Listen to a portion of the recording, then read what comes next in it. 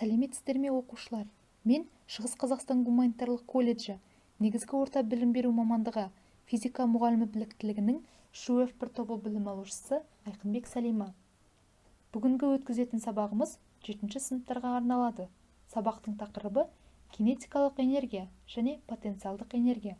Оқулықтың 156 беті. Сабағымыздың оқу мақсаты механикалық энергияның екі түрін ажырату.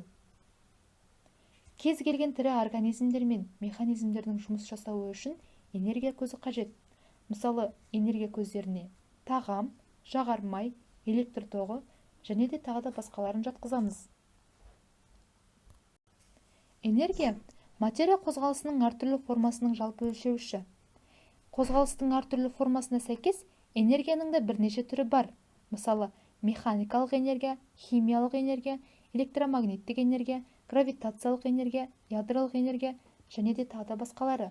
Біз бүгін механикалық энергияны қарастыратын боламыз.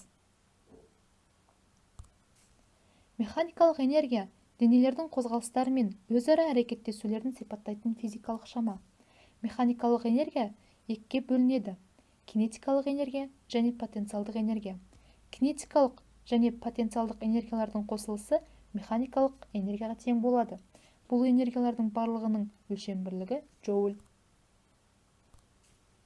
Кинетикалық энергия денелердің қозғалысы салдарынан туындайды. Грекше кинетикас қозғалыс деген мағынаны білдіреді. Дененің кинетикалық энергиясы оның массасына және жылдамдығының квадратына тура пропорционал. Формуласы: энергия кинетикалық тең болады mv квадрат бөлінген 2. Мұндағы m дененің массасы, v дененің жылдамдығы. Кинетикалық энергияға қозғалатын денелерді, барлық ұшатын денелерді, құлайтын заттарды жатқызамыз. Қозғалыстағы денелердің барлығының да кинетикалық энергиясы болады. Мысалы, аққан су мен соққан желдің белгілі бір массалары мен жылдамдықтары болатындықтан, олардың аса мол кинетикалық энергиялары бар. Желдің кинетикалық энергиясын пайдалануда Қазақстанның мүмкіндігі орасан зор. Потенциалдық энергия әртүрлі денелердің өзара орналасуы бойынша анықталады. Латынша потенция мүмкіншілік деген мағынаны білдіреді.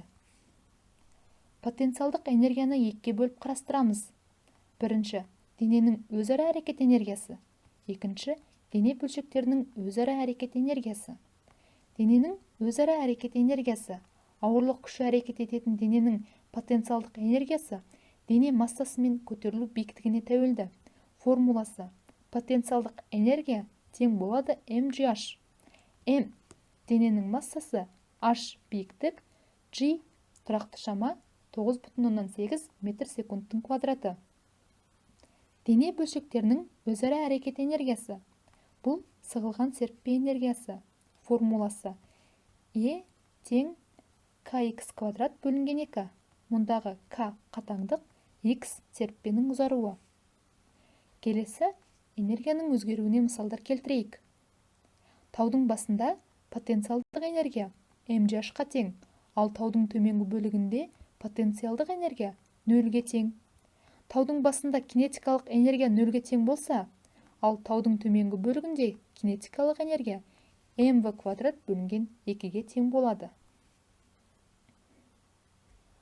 Садақ жебесінің созылу кезіндегі потенциалдық энергиясы kx квадрат бөлінген 2 болса, жебенің атылу кезіндегі жылдамдығы mv квадрат бөлінген 2-ге тең болады.